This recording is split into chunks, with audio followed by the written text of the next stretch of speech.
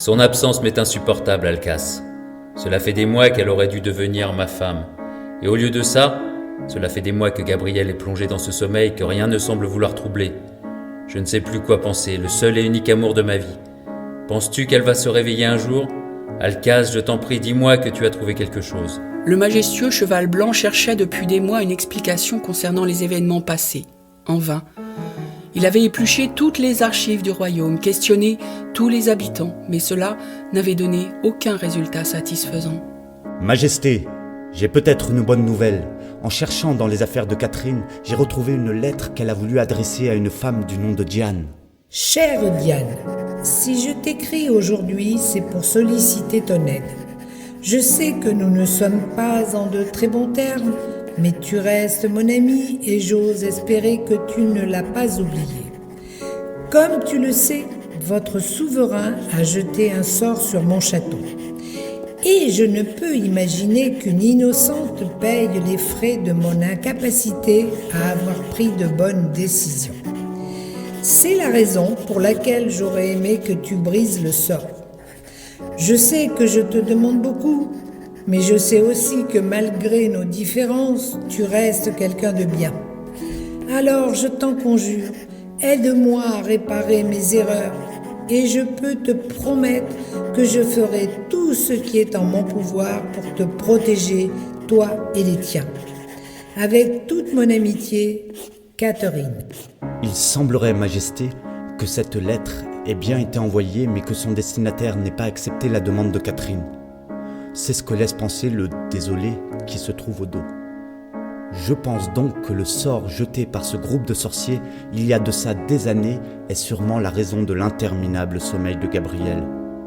Par conséquent, si nous arrivons à trouver cette femme, nous avons peut-être une chance de sortir votre bien-aimé de cet enfer. Le roi, peu convaincu par cette idée, demanda à Alcas de s'en charger. Cela faisait maintenant des mois que chaque tentative était un échec. Alors, une de plus ne changerait pas grand-chose à la donne.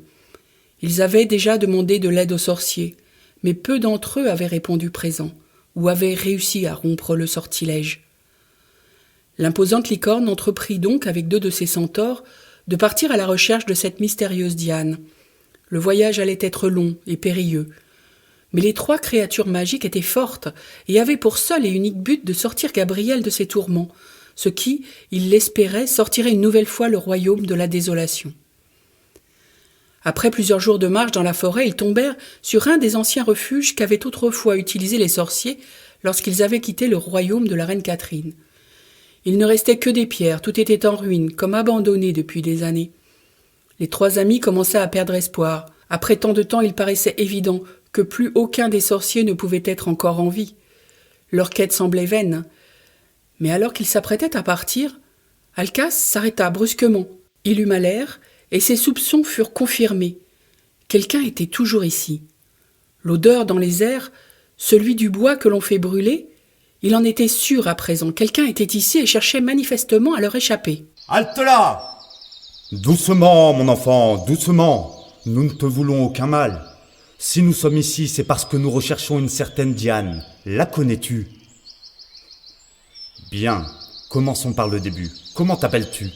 Et que fais-tu ici toute seule au milieu de ces débris ? Je m'appelle Marie. Je vis ici. Je suis la nièce de Diane, mais ma tante n'est plus ici depuis longtemps. Je suis seule. N'ayant jamais connu ma mère, c'est elle qui m'a élevée jusqu'à ce que je sois en mesure de me débrouiller seule. Qu'est-ce que vous lui vouliez ? Je suis sûre que vous venez de ce royaume maudit qui nous a chassés il y a de ça des années. Vous n'en avez pas marre de nous persécuter à ce point ? Nous sommes en paix ici. Nous ne faisons de mal à personne, alors laissez-nous tranquilles. Partez. Alcas réfléchit alors à ce que venait de dire cette Marie. Si elle était vraiment qui elle prétendait être, alors elle était peut-être en mesure de les aider. Mais il avait également un étrange pressentiment, celui que la jeune fille ne leur disait pas tout.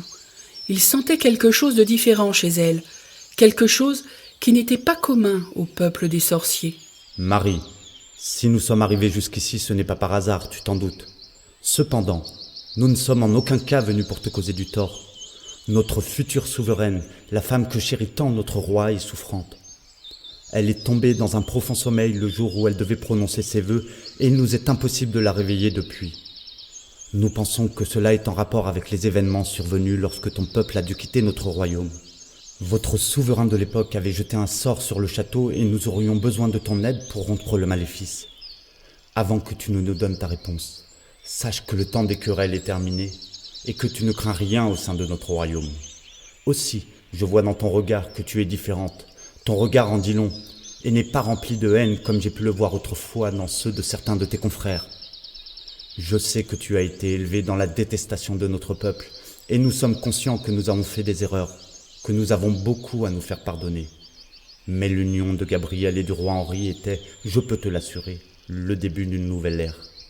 Nous sommes fatigués de devoir nous battre pour des tensions dont nous ne sommes pas responsables. Tout cela n'engageait que nos ancêtres, et nous n'aurions pas dû alimenter cette haine ridicule qui opposait nos deux peuples. Aujourd'hui, nous avons la possibilité d'y mettre un terme en unissant nos forces, en étant plus intelligents que nos prédécesseurs. Toi, plus que nous tous, es le souffle de demain. Ce n'est pas seulement un service que nous te demandons, c'est aussi un traité de paix. Il y eut un long silence pendant plusieurs minutes. La jeune femme gardait la bouche ouverte, incapable de prononcer un seul mot, comme frappée par ce que venait de dire cette imposante licorne. Une larme coula alors sur sa joue, suivie de quelques autres. Elle ferma la bouche pour l'ouvrir quelques secondes après. Je n'ai jamais détesté les fées. Je n'en ai d'ailleurs jamais rencontré. Et puis, je n'ai jamais compris non plus ce qui avait divisé ces peuples jadis. Je vous l'accorde. Ma famille ne m'a pas appris à vous aimer. Mais en grandissant, je me suis rendu compte que ce combat était vain et puéril. Je ne veux pas être comme eux. Je veux apprendre et découvrir toutes ces choses que je ne connais pas. Cela fait trop longtemps que dure cette guerre. Trop longtemps que je suis seule ici. Et je suis fatiguée de me cacher de quelque chose que je ne connais pas. Entendre votre discours me fait prendre conscience que je dois vous aider. Et vous pouvez compter sur moi. Un sourire de guerrière avait remplacé ses larmes.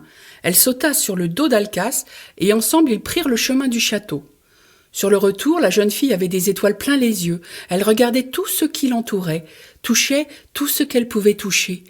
Elle prenait de grandes inspirations comme pour s'imprégner du plus de choses possibles, comme si elle ne voulait pas perdre une miette du décor.